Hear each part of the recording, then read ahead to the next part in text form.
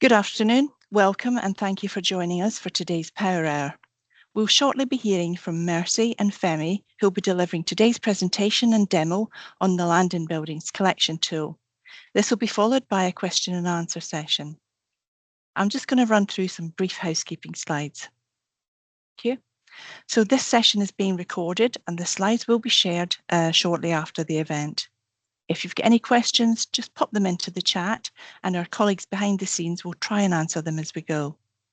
We'll also be asking for your feedback. So if you've got your mobile device to hand, you can scan the QR code or use the link we'll pop into the chat. Your feedback is really vital to us as it helps shape the content of these sessions on the subjects that matter to you. Now, unfortunately, we can't answer any questions that are specific to a trust, but if you need help, then we will pop the email address for the contact for the Academy Questions portal. And I think I'm just ready now to hand over to Mercy. Thank you.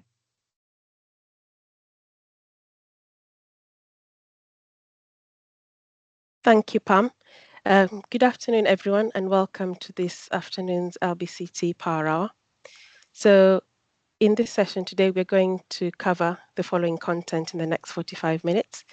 So we look at what the LBCT is, why we collect the data, how we use the data, some of the key features of the return, and some of the key dates that we'd like to remind you of. And then I'll pass over to my colleague Femi, who's going to do a live demo of the form and show you how it all works. I'll then come back and look at some best practice and how to prepare for doing the return before we move on to the Q&A session. So yeah, that's what we're going to cover in the next 45 minutes or so. So next slide, please. So what is the LBCT? So the LBCT return collects information about all the land and buildings used by Academy trusts and their academies. This data gives the department a full view of the Academy sector estate as at 31st of August each year. The collection window is open every October for about 5 weeks. Any new academies that open after the 31st of August each year are usually out of scope until the next year's collection window.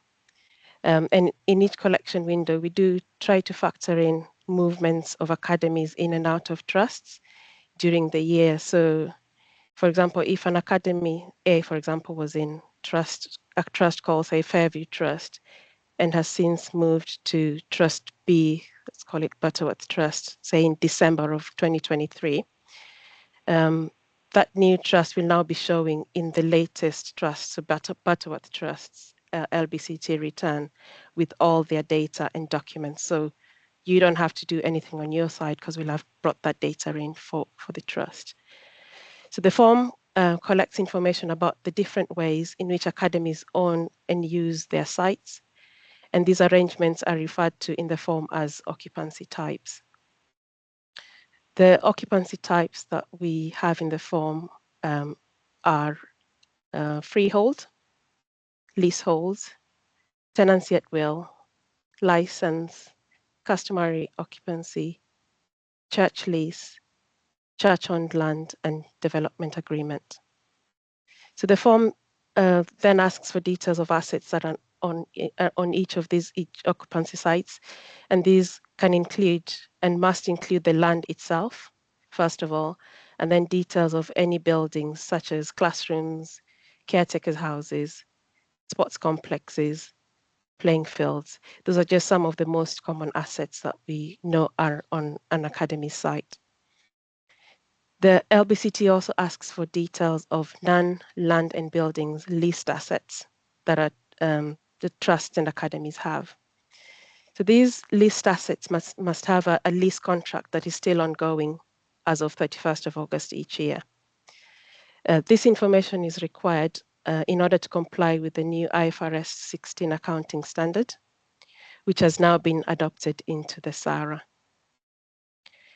The form also asks for documentary evidence to be uploaded to support all the information entered on the land and buildings section of the form, and also on the non-land and buildings leased assets section. Some of the evidence required include things like site maps, lease agreements, land registry titles, church supplemental agreements, licenses, and a few others which are detailed on our guidance on our gov.uk page. Where an academy trust is owned by a diocese, these occupancies require diocese sign-off before they can be submitted to the DFE. So the next slide. So why do we collect the LBCT data? So as I mentioned in the previous slide, I mentioned the SARA. So the SARA stands for the Sector Annual Reports and Accounts.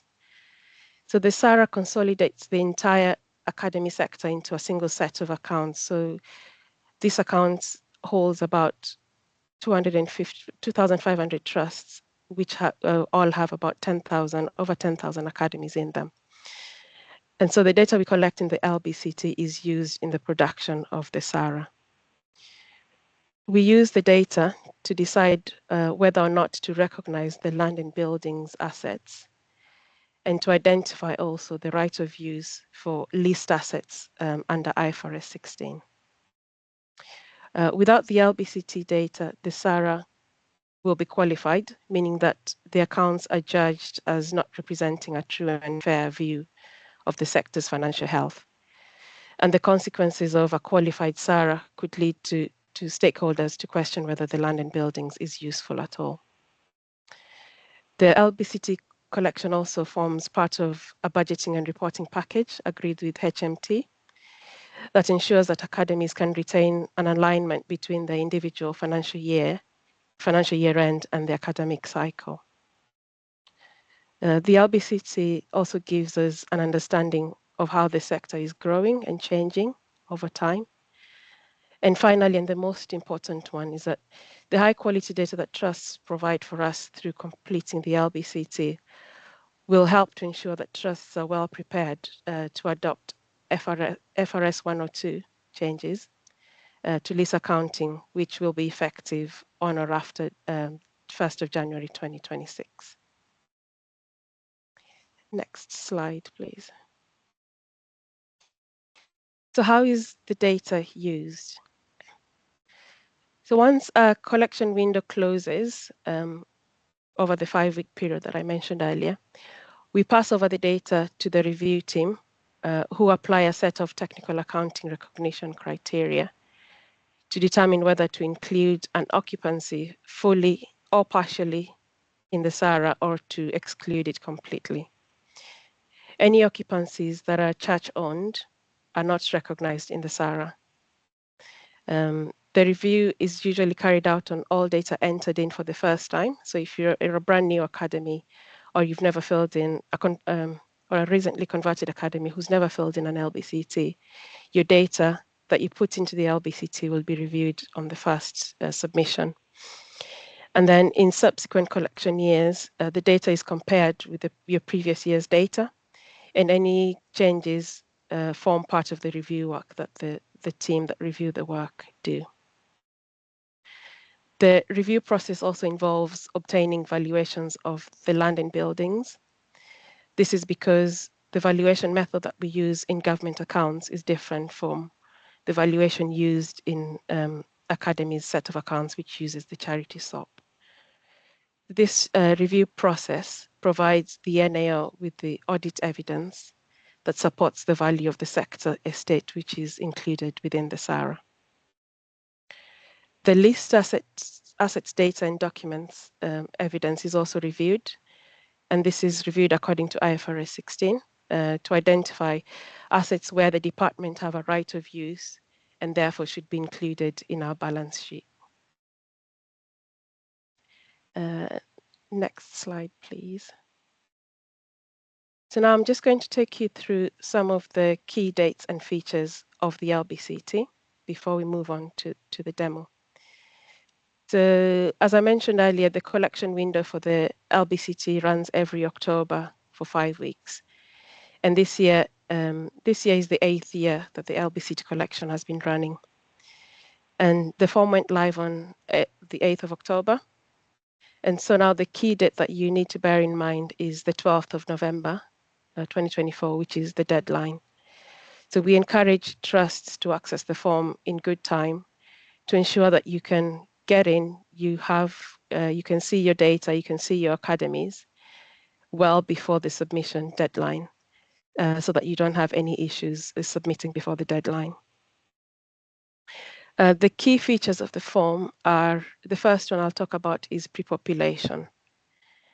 So we've set the form up in a way that users only have to enter their data once.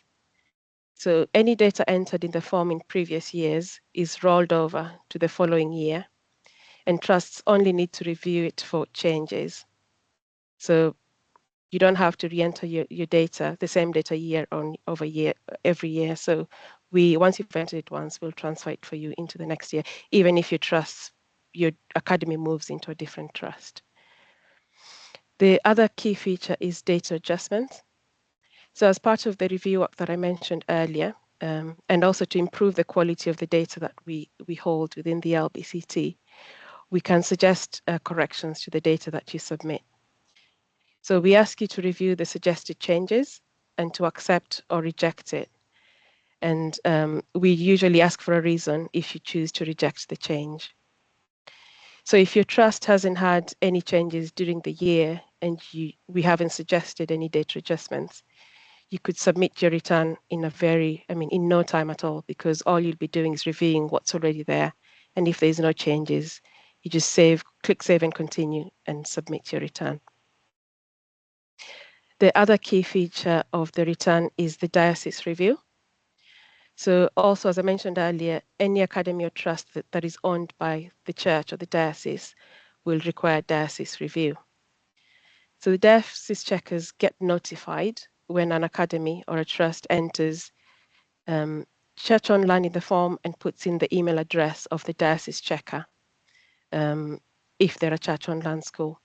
So we advise academy trusts to get in touch with the diocese checkers quite early in the process, so that you can agree with each other the timings for submitting the return to avoid being late. Next slide, please. So the other key feature we have is the centrally held assets section. So when you log into the form, you'll see a section called centrally held assets, or in other words, this is an area where we're looking for trust-specific information. So in this section, we ask trusts to tell us about any premises or sites used by the trust only. So this should not include any land or buildings captured in the individual academy's return. It's a mandatory section, and you'll not be able to submit your return without completing it. So if you're a single academy trust, you must also complete this section. And then we have the academy specific section.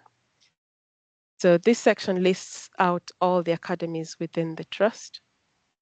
So like I said, where the trust is a SAT, only one academy will be displayed in this section, whereas a multi-academy trust will see all the academies listed in this part of the form. So in this section, we also ask for the land, buildings, and supporting documents relating to each academy within the trust. A common inquiry that we've tended to get from single academy trusts is around why they have to complete the centrally held assets section of the return, and that they're not a MAT, for example. We require you to, this section is mandatory, so we need everybody to go in and complete it. And even if you don't have a separate headquarter trust office or separate site, we need you to go in there and tell us that you do not have centrally held assets, so that section can complete. If you don't answer that question, your status will not change to submitted or completed, and you'll not be able to submit your return. And then the final key section of the return is the documents section. So the form asks trusts to upload specific documents linked to the occupancy type that they enter in the form. So these documents help provide the evidence base for the recognition or direct recognition in the SARA. So it's important that trusts upload the correct and most up-to-date documents that they have for their occupancies. Thank you. Let's move on to the next slide. So I'll finally cover what's new this year before we move on to the demo. And there's only two key areas to point out in this. So in this year's LBCT, the LBCT service has moved on to DFE signing. So it's only accessible by logging into DFE signing. So all returning users, so people who've used items in the past, filled in an LBCT in the past, all users have been moved over to DFE signing. If you're a new user to the LBCT, you'll need to set up a DSI account and get the LBCT service added to your account. If you have any issues doing this, just send us an inquiry and we'll support you with getting this done. The other new change that we've had added to the form this year is we've added a new validation for some of the occupancy type. And this is to help improve data quality.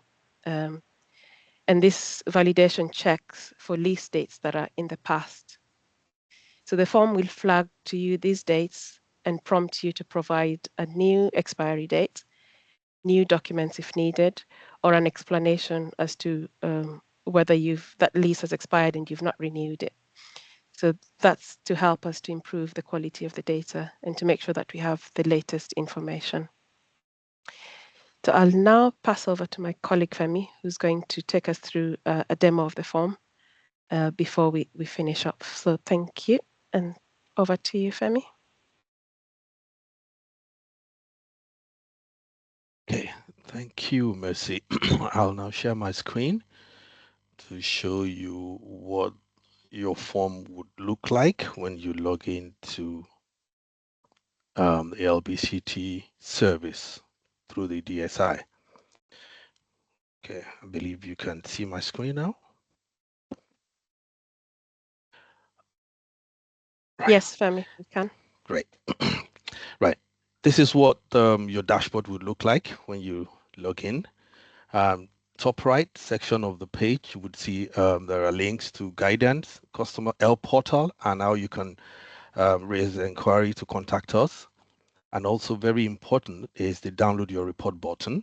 You can use this button to download your previous year return before you start making changes. Once you start making changes for the current year, this report will be, updated with the current changes. So we encourage you to log in first time, download the report before you start making changes. Now, this return is divided into three broad categories, broad sections. Section 1 is the enter your contact information. Section 2 is the trust link section. And section 3 is the academy section. Section 3 contains a list of all your academies. Section 2 will contain your leased asset information. That's assets that are not land or building, and also the centrally held asset section. Section 1 is where we ask you to tell us information about who's completing the form.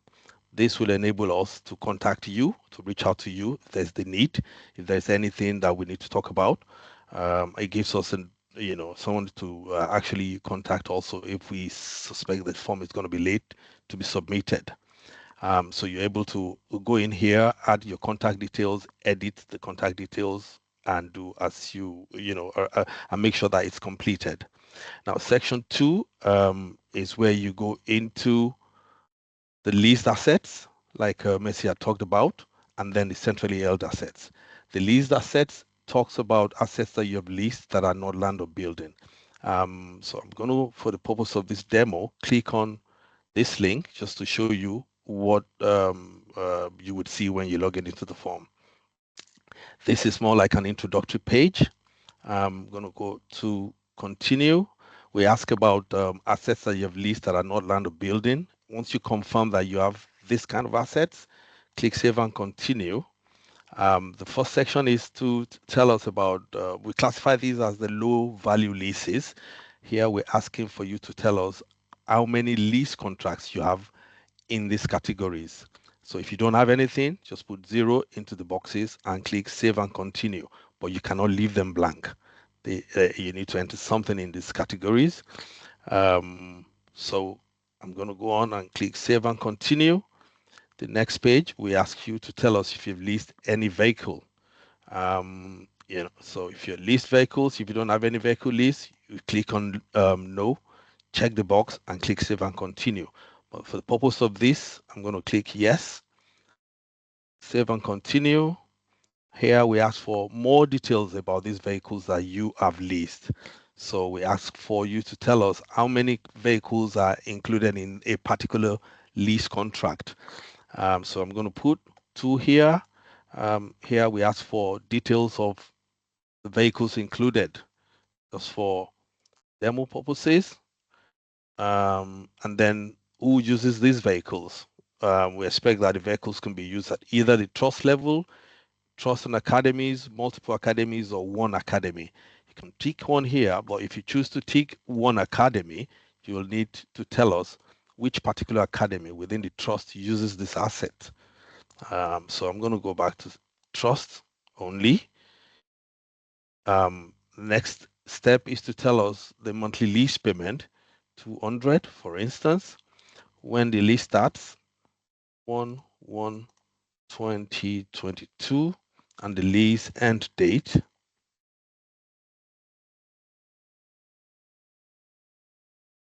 And the next step will be for you to upload your lease agreement. Now, without this lease agreement, you cannot continue with the form. So you need to upload the agreement or tell us why you're unable to. Now, you can check this box and say, I'm unable to supply all the document and give us reasons why this is so. This way you can continue. But if you do have documents, you add documents this way from your desktop, upload the document, and there the document is. You can edit this document or remove the document and replace with a more accurate one if you so desire. Save and continue. As you can see here, the document is uploaded lease agreement sample here. Next step will be to add more documents or add more leases. If you have more than one lease contracts in motor vehicle category, you click on add another lease and go through this flow again. If there's no other lease contract in this category, you click save and continue and go to the next question, which is asking if you've leased any other assets that do not fit into these previous categories. Now, for this demo, I'm going to leave it as no and check the box to confirm that I do not have any other leased assets. Now, the questions here are similar to what you've seen in the motor vehicle section. So it's about the same thing. You still need to upload document also to substantiate this. So once this is completed, you click save and continue. And this takes you to the summary page of all the data you've entered in this lease asset section. You can click on the edit button that takes you back into the page to make corrections. You can also delete and re-add if the need arises. And also if there's something you've forgotten and you need to go back again, you can click on add a vehicle lease or add the third type of lease here. Next step will be to click save and continue. This will take you back to the trust index page. As you can see from here, the leased asset section is completed. Now, in order to be able to proceed, you must complete this section and you must also complete the centrally held asset section, as Messi had already explained. So for this purpose, I'm going to say, confirm if you have leased assets. I'll tick no, just so that we can fast forward this demo. But if you do have any leased asset, you click yes, you tell us the details, the occupancy types, and all the information. But I would show this in the academy section because broadly speaking, the same set of questions will apply.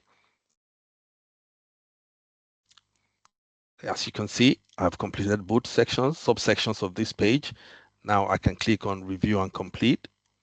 And this takes me to the information review page where I can download the report of my leased assets in PDF, or also a report of my centrally held assets.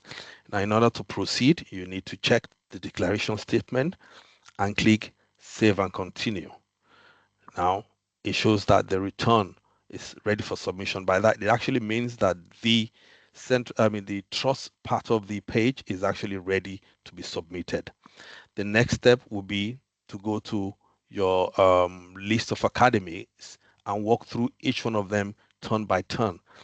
You must complete all of the academies and get the status to read ready to submit before you can submit this return. So for this purpose, I'm going to go through one of the academies, Coketown Boys School. First step will be confirm academy details. These details are pre-populated.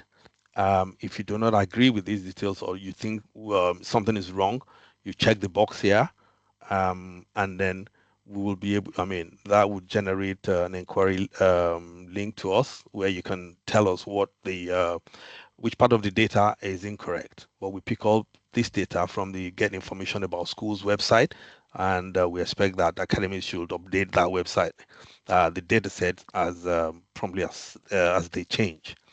So the next step will be to answer all of these questions. Now, these are pre-populated from previous year, like Messi had already said. So for this purpose, I'm going to click Save and Continue. That part of the form is completed. The next stage is the most important one. This is where you tell us about your occupancies.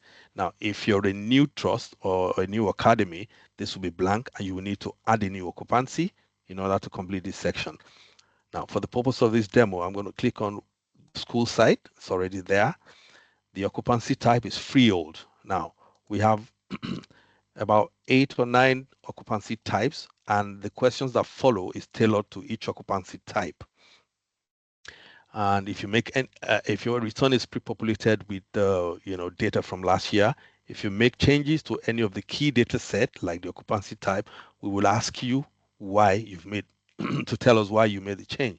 So, for instance, if I change this to leasehold, the form tells me that changing the occupancy type means I will lose all previously updated data, and also to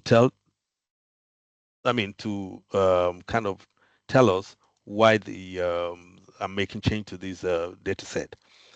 So we have reasons here. I'll be required to select one of these reasons before I can continue.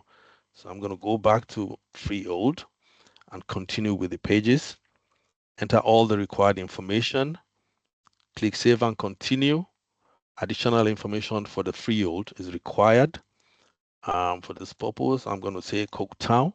All of the data sets need to be answered, unless, of course, if there are no validations, and then you can leave them blank. The form would allow you to continue with submission. So next step will be to click Save and Continue. This is where document upload is required. For this occupancy type, I'm required to upload sitemap and land registry register of title. Okay, for this purpose, I'm going to add one document. Now you must upload, you must upload documents and tag the two documents, and tag to the two document types, or tell us why you do not have the documents. So if I take this one off and I try to continue, for instance, I'll get an error message to say that I must upload the required documents. So here, I check that one. I give reasons. You must also give reasons here, otherwise you will not be able to continue. Save and continue. This is the page where I had access to this occupancy type. Now, from what Mercy has already said, you must add land asset to all occupancy types, or you tell us why you do not own the land. So here, I'm going to create a new asset, call it land. For the purpose of this form, I'm going to click neither apply, select land, tag it as permanent, and then click Save and Continue. And I'm required now to answer the follow-up questions. It's no, no, no. Okay, save and continue. As you can see, land asset is added. we do get a lot of queries where users did not complete this and therefore they're not able to submit. But it is important that to submit this form, you must add a land asset and or a building asset. So I'm going to continue and add a building asset for demonstration purposes. Call it complex. Need apply. It's a building. It's permanent. Save and continue. Follow-up questions. Sports. Where sports? Sports all. Sorry about that. How many floors? It's one floor. 2000. No, no, no. Save and continue. Now, if you've got many buildings, you must add all the buildings. Caretakers residencies, porter cabin, this is where we expect you to add all the assets. When it's all added, you click save and continue. As you can see, the two sections of this index page, Coketown Boys School, is completed. If I need to add more occupancies, I add that by clicking on this button and go through the flow again. Now, the next step will be to click review and complete.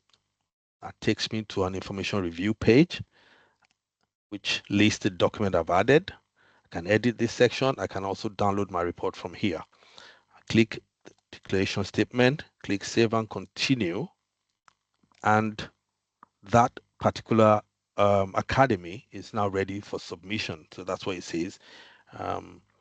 As you can see from here, that is ready to submit to DFE. Now, you cannot submit the return until all of these statuses are showing ready to submit to DFE. Now, as an approver, I can recall if there are, if I find out that I've made any error in the submission. If I click on recall, it says return recall by approver. I go to the dashboard again. The status has updated to recall by approver. Now I can go back into the form and go through this process again to approve the form, to make sure I correct the data and get the status to change to ready to submit. Now, the next step will be for me to show you the process of adding church-owned land and the diocese checker. Now, I'm going to pick on this one because it's already got one church-owned land. Coketown Girls School, confirm academy details. Everything is checked. Click save and continue. Come on. Yep. And then playing field. Playing field is church-owned land. It's got the date first occupied by the trust, and all the data is completed. I'll walk through the form flow. Call this Coketown. Check everything to make sure it's all completed properly. Click save and continue. Upload document, or tell us why you're not able to upload document. For this purpose, I'm going to skip this stage because I already covered it previously. Save and continue. Now go to playing field. Go to the playing field asset page. The asset is already therein. I'm going to click land, go through the form flow to get that completed. Now it is completed. Now I can click save and back to index page. Right, now from here, when the two subsections are completed, click review and complete. Now I can add the diocese checker. Now for this purpose, I'm going to add,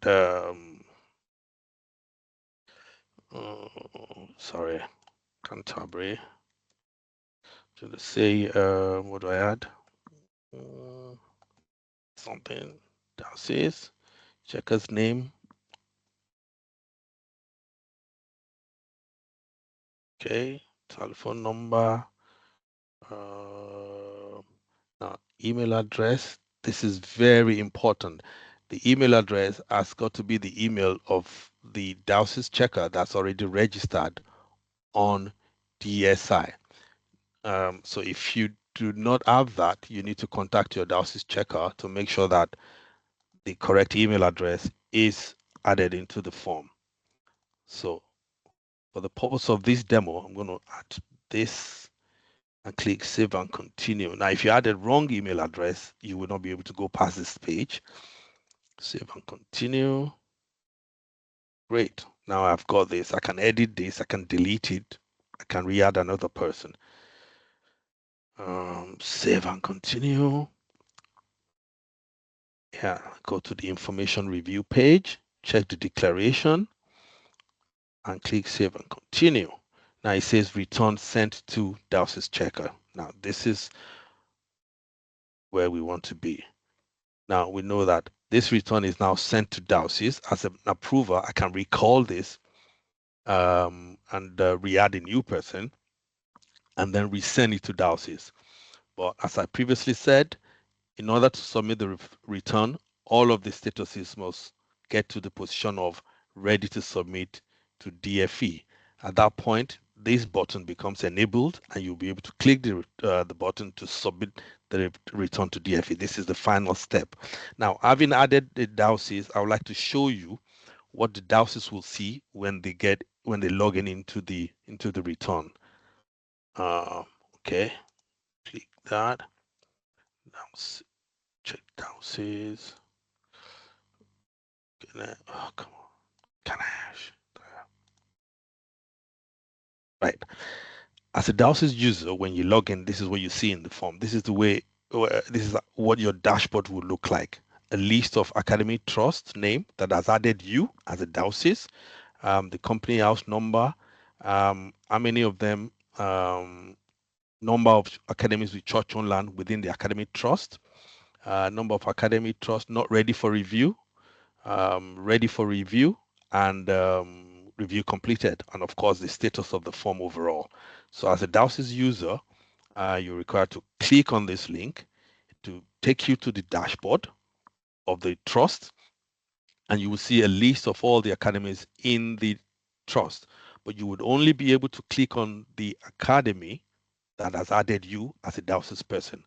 All of the other links would not be available to you as a Dowsys person. So as a Dowsys person, you click on the link here, it takes you to the information review page. You would see the details of the occupancy and any documents added. You will see a list of the document, and of course you'll be able to click on this link to view the documents that is added. The next page will the next step will be for you to either accept and or reject this data. Now if you reject the data, an email, an auto email will be generated to the approver, telling them that this has been rejected and giving them your reasons why it is rejected. Now, for the purpose of this form, I'm going to accept that and click Save and Continue. Now, it is complete. Back to the dashboard. As you can see here, Cooktown Girls School is now showing us ready to submit. Now, if I log out as a Dowsys and go back in as an Academy Trust, I would see the same thing on the board, showing us ready to submit to DFE. Now, when the form is showing us, when all these statuses are showing us ready to submit, the Dowsys checker or the approver has the ability, capability to submit the return to DFE. We encourage that the Dowsys contact speaks with the approver, communicate with them, and that they should agree which one of the the two are going to be the one to submit the return to DFE. We have instances where the approver thinks the Dowsys are submitted, or the Dowsys thinks the approver will submit and the form is left unsubmitted. This is something we encourage, that you communicate to each other, where between yourselves, and decide who's going to do the final step. This is the final position where the return will get submitted by clicking Submit Return to DFE, and all of the statuses will update to return submitted to DFE. That is the end of the presentation of the demo. Over to you, Messi or Natalie. Thank you, Femi, for that really detailed demo. That really shows how the form works from start to finish. So I'll now just cover, next slide, please. Yeah, I'll just now go through some best practice and the best way to prepare for the LBCT. The first thing that I'd like to mention, and Femi's talked about it quite a bit in his presentation, is make sure you can access the form and then look for the documents that we require you to upload. It's very important for us to have that evidence base that I mentioned earlier on. So we advise you to log in. If you know the occupancies that you have, look at our guidance to see what evidence we require you to upload, and just gather all that information before you start filling in the return, so that you have a smooth journey from start to finish. Some of the other best practice suggestions: we ask you to make sure that you can access the form through DSI, especially as new users, because you need to set up a brand new DSI account. And if you're an existing user who has not engaged with the migration part of the work, which was done over the last few months, please do look at the emails that we sent to you and action what was required of you, so that you're able to see the LBCT service. We've created a lot of guidance, and these are all on our gov.uk pages, so we encourage you to engage with the guidance. If you have any questions that come out after you've read the guidance, do log an inquiry with us, and we can help you with those. We also do send out information through the ESFA updates that are sent out every week. We also have a workbook that mirrors the form. So this workbook would be helpful, especially if you're a new user who has not seen how the form works and needs to know what to prepare. This is an Excel version on the form. It's on gov.uk. You can just use it to prepare the data that you need, fill on all the information. However, you'll not be able to submit to us the Excel workbook.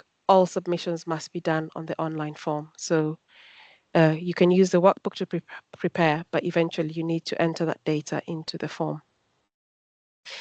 If there's any questions that you have that you're not able to get answers in our guidance, we ask you to join. We have set up sector calls every week on a Thursday, 10:30 to 11.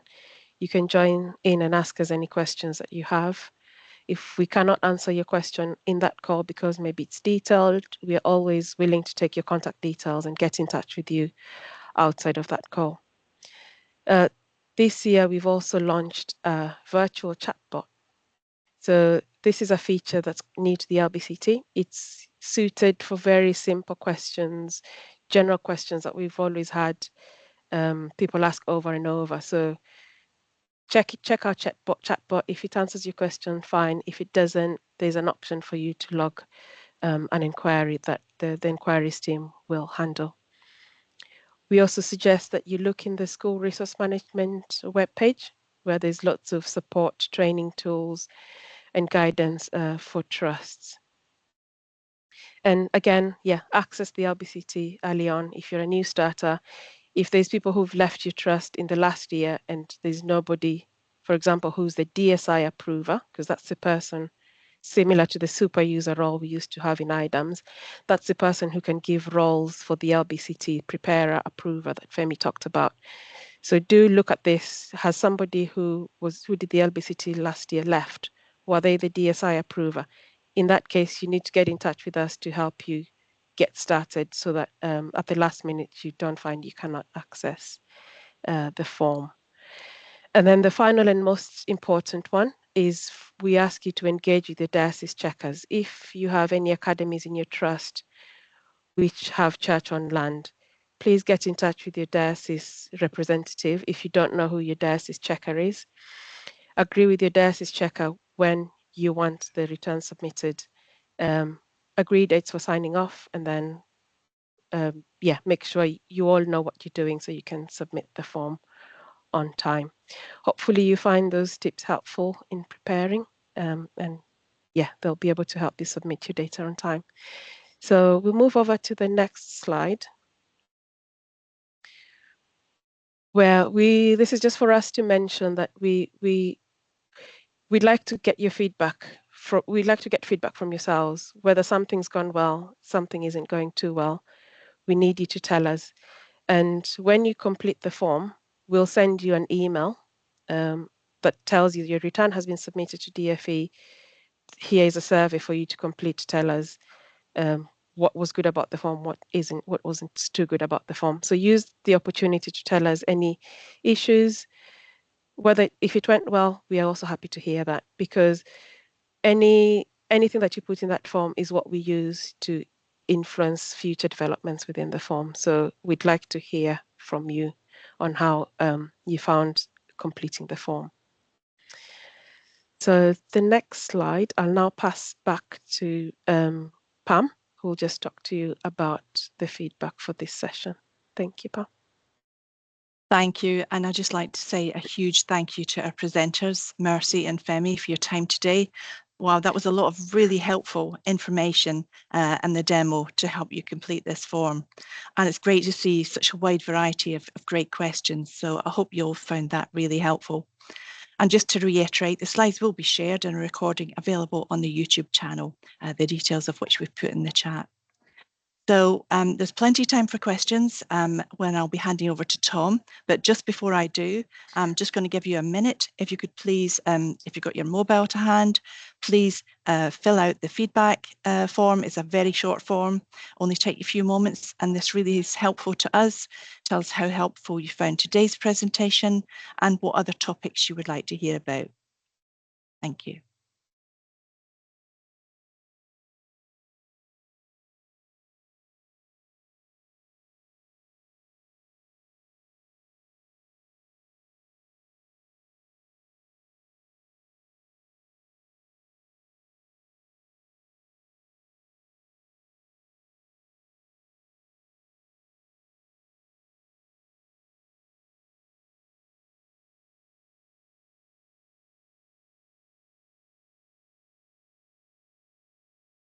So hopefully you've all had a chance to complete the feedback survey, and I'll now hand over to Tom for question and answer. Thank you. Excellent. So thank you, Mercy and Femi. So I've got 5 questions I picked out from the chat to run through with you.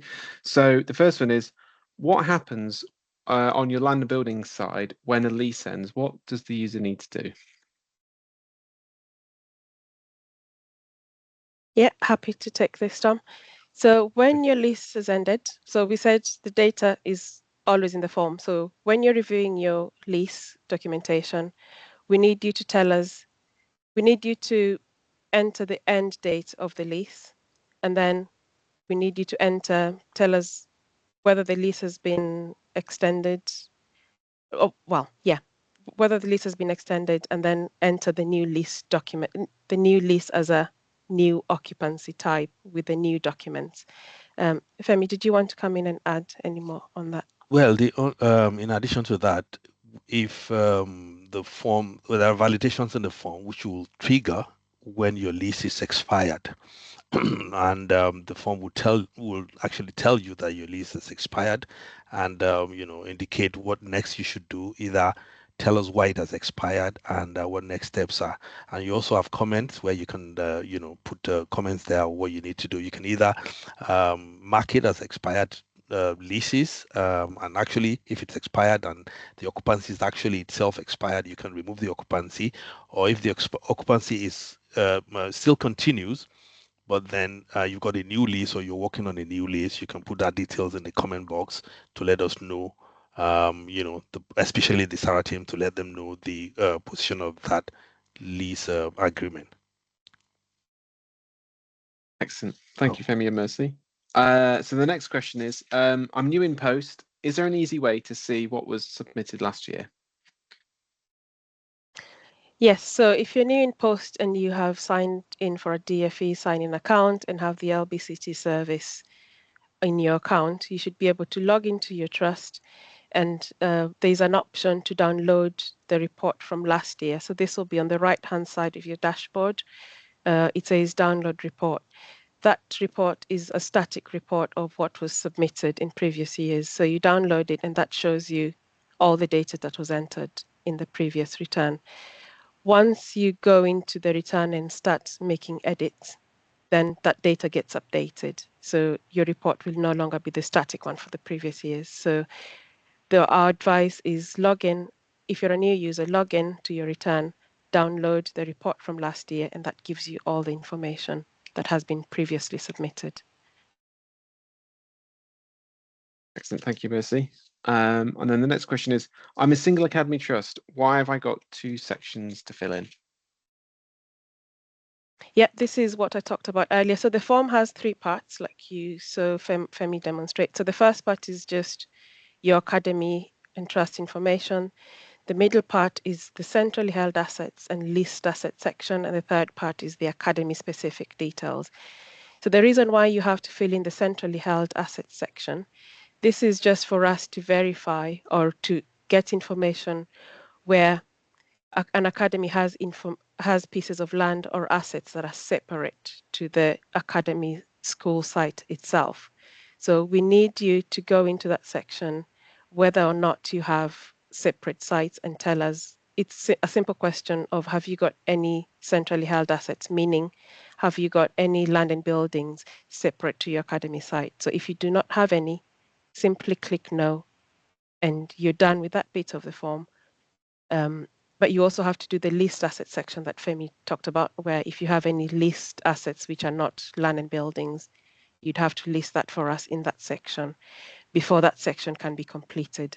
So this applies to all trusts, single academy trusts and multi-academy trusts. So that is why we need you to complete that section. You'll not be able to submit your form if that section is not completed.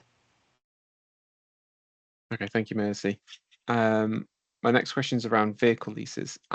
So this question is said, I've had a vehicle lease end in the summer. What do I need to do? So it ended before the 31st of August. Can I take that? So go on, Femi. Okay, yeah. So if the lease has been, if the vehicle lease was previously entered into the form, all you need to do is remove it from the return. It's no longer valid. For you to include it in the return, the lease contract must be existing as at the 31st of August 2024. If it was not then, previously, you do not need to include it. So the only lease contracts that we need to see in the form are leases that are valid when I say valid, that are still existing, that are live as at the 31st of August 2024. Okay. Perfect. Thank you, Femi. And then my final question is, I've got a new academy that's due to join us later in the year. Can I add them into the land and buildings now? No, so as using the example I shared earlier, so the LBCT is a snapshot as of 31st of August every year. So if an academy is due to join you later on this year, they're not in scope for this year's LBCT, and you will not be able to add them into this year's return.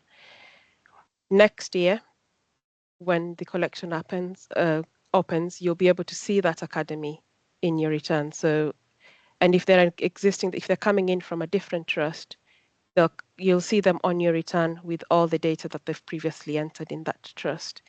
If they're brand new, if they're a brand new academy, you'll see them in your return, but there'll be no data entered. So you'll need to enter all the data in there. The other good thing that the form does is on the dashboard, you'll be able to see there's an indicator that says new for any academy that's new in your trust. So that's a helpful, handy thing that we have that shows you which academies to focus on, especially if you haven't had any changes in your trust. Thank you, Tom. Okay. Oh, Pam, you are on mute. Sorry. Yeah, great. Thank you so much, Tom, Femi, and Mercy again for such an engaging and informative presentation. Could we have the next slide, please? Great stuff. So just to wind up with what's coming next, our Academy Finance Professionals Power Hour is a national event on the 21st of November. That's an extended event with some keynote speakers, and look out for details of that coming soon. That'll be followed by School Technology Services Power Hour on the 5th of December. And just thank you again, everyone, for attending today. Thanks very much. Thank you.